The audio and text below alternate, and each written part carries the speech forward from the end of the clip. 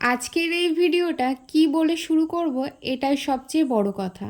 কি বলবো বলো তো, যে কোন দিনের ভিডিও এটা? হ্যাঁ, এটা অনেক দিন আগেকারই একটা ভিডিও। তো আগের ভিডিওগুলো দিতে দিতে এই ভিডিওটা আর দেওয়া হয়নি, মিস হয়ে গেছে। তো এটা হচ্ছে বিশ্বকর্মা পুজোর দিনকে। আহ, মনে হয় সংক্রান্তিতে পুজোটা হয়, আমার সম্ভবত মনে পড়ছে না। তো সেদিনকে সকালবেলায় না, রাত্রের কথাটাই বলি তোমাদেরকে। রাত্রেবেলায় হুট করে আমাদের বাড়িতে আলোচনা হয় যে সকালবেলায় বিশ্বকর্মা ঠাকুরের পুজো হবে পটচিত্রে। কেননা আমাদের বাজারে, মানে বাজারে যে পুজোটা হতো ভ্যান স্ট্যান্ডের কাছে, সেই পুজোটা এখন আর হয় না, বন্ধ হয়ে গেছে। তো সেই পুজোটা হয় না, সেই কারণেই এখন আমাদের আর কি গাড়ি পুজো হবে না। মানে গাড়ি পুজো আর কোথায় করবে, সেই কারণে আমাদের সিদ্ধান্ত হয়েছে যে বাড়িতেই পুজো হবে।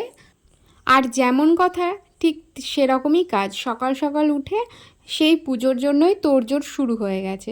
সকাল থেকে উঠে মা বাসি কাজ আর যা কাজকর্ম থাকে সেগুলো নিয়ে ভীষণ ব্যস্ত হয়ে পড়েছিল। আর তার সাথে সাথে আমিও অনেক কাজ করেছি। কাজ করে স্নান করে অনেকটা এগিয়ে দিয়ে তবে আমি দেখছি যে এখনও পুরোহিত মশাই আসছে না। তো সেই কারণে আমি গিয়েছিলাম টিউশনি করতে, কারণ আমার টিউশনিটাও ডিউ থেকে যাবে তখন, সেই কারণে আমি চলে গেছিলাম ওয়েট না করে। তো আমি বাড়ি এসেছি অনেকটা পরে, আর তখনও আসেনি ঠাকুরমশাই। তো মা বললো যে একবার ফোন করে দেখ। তো আমি ফোন করেছি 11টার সময়, তাও আসেনি, বললো যে আসতে দেরি হবে, অন্য জায়গায় গিয়েছে পুজো করতে। তো আমি বাড়ি আসার পরে অনেকক্ষণ সময় থাকার পরে তারপরে এসেছে পুরোহিত মশাই। ওই তখন ধরো 12:30 বাজে, তখন পুজো হচ্ছে। তো এখানে মা আর দাদা অঞ্জলি দিচ্ছে, আমি অঞ্জলি দিইনি। আর বাবা আজকে স্নান করেনি, এখনও স্নান হয়নি বাবার, কেননা বাবা সকাল থেকে বাজার হাট অনেক কিছু করেছে। তারপরে যেহেতু বিশ্বকর্মা পুজো, গাড়ি ধোয়া মোছা এগুলো একটু করতে হয়, সেই সব করেছে। সেই কারণে বাবার সময় হয়ে ওঠেনি। আর বাবা ভেবেছিল মনে হয় যে অঞ্জলি দিতে দেওয়া হবে না, সেই কারণে আরও করেওনি। যাই হোক, এখানে এখন পুজো হচ্ছে, গাড়ি পুজো। বাড়িতে আগে পুজোটা করে নিয়ে গাড়ির কাছে গিয়েছে, এখন গাড়িতে পুজো দেওয়া হচ্ছে।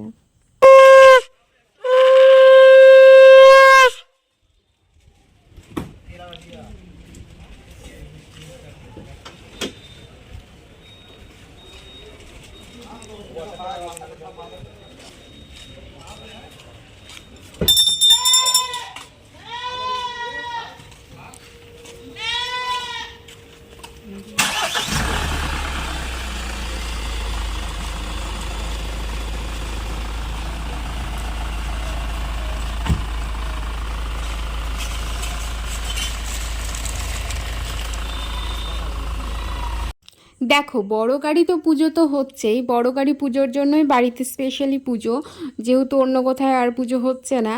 আর বড় গাড়ির সাথে সাথে স্কুটি সাইকেল ওগুলোও সাথে রাখা হয়েছে, তো ওগুলোরও পুজো করে দিচ্ছে। মানে ফুল জল একটু পুরোহিত মশাই ছেটানো মানেই অনেক ধরে নাও। কেননা এখনকার পুরোহিত, দোষ দিচ্ছি না আমি জেঠুকে, মানে জেঠুর কথা বলছি না, মানে দেখি তো আরও পুরোহিতদেরকে, যে এখনকার পুরোহিত ওই তুমি 2 ঘন্টা 3 ঘন্টা ধরে তুমি সব পরিশ্রম করে জোগাড় যন্ত্র সব খুঁজে খুঁজে আনছো, খুঁটিনাটি যা বন্দোবস্ত আছে সব করছো, কিন্তু ওই এসে একটু নমনম করে দুটো ফুল গঙ্গা জলে ছেটা দিলে হয়ে গেল। যাই হোক, তো চলো, এই যে বাড়িতে যেটা হয়েছে আর কি পুজো, তো আমি যেহেতু ছিলাম না, টিউশনি করাতে গেছিলাম, একটা ফুলের মালাও গাঁথা হয়নি। এই মালাটা বাবা নতুন নিয়ে এসেছিলো, তো সেটাই মা গেঁথে পরিয়ে, মানে সেটাই পরিয়ে দিয়েছে। আর এদিকে তো পুজো হচ্ছিল না বলে, পুজো হতে দেরি হচ্ছিল বলে মা রান্নাটাও করতে পারছিল না। এদিকে ঘড়ির কাঁটা 12:30, মানে ওই একটার কাছাকাছি, 1:45 বাজে, এখনও রান্না বান্না কিচ্ছু হয়নি। আর কালকে রাত্রেবেলায় বাবা বলেছিল একটু ফ্রাইড রাইস খাবে। বাবা না ওই টুক কথাতে একটু ফ্রাইড রাইস করবি, মানে বললেই হলো, মানে মিষ্টি খেতে এত ভালোবাসে, মিষ্টির পোকা। তো ভাত দিয়ে মানে মিষ্টি দিলে মনে হয় খেয়ে ফেলবে। তো এই যে ফ্রাইড রাইস হয়ে গেছে ওখানে। তো মার পুজোটা হওয়ার পরপরই মা ওদিকে প্রসাদ টসাদ সবাই দিচ্ছিল, সবাইকে দিচ্ছিল। আমি ততক্ষণে এদিকে এসে ওই ভাজা টাজাগুলো বসিয়ে দিয়েছিলাম, পটল ভাজা বেগুন ভাজা এগুলো মা ওগুলো সব বানিয়েই রেখেছিল, মানে কাটাকুটি করে রেখেছিল।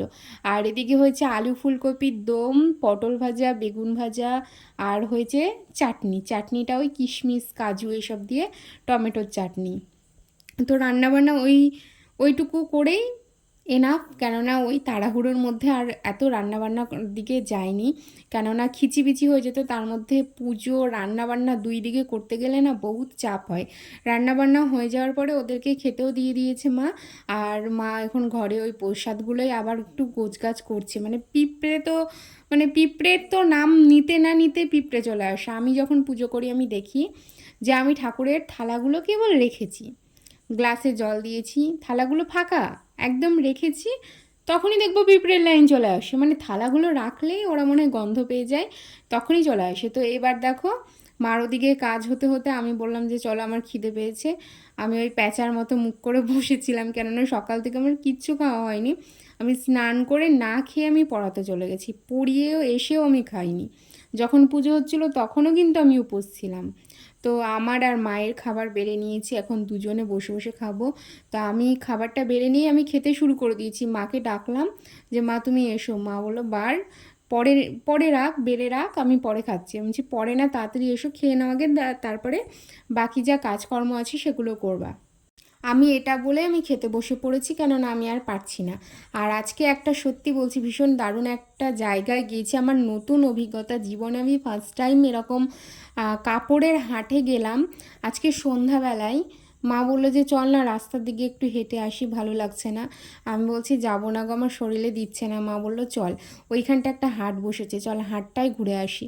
আমি বলছি হাটে হাটে আবার জামা কাপড় কেমন হবে গো? দিয়ে বললো যে যেমনই হোক না কেন কিনবো নাকি, দেখবো, ঘুরবো, ঘুরতে তো আর অসুবিধা নাই, সেই বলেই গেলাম।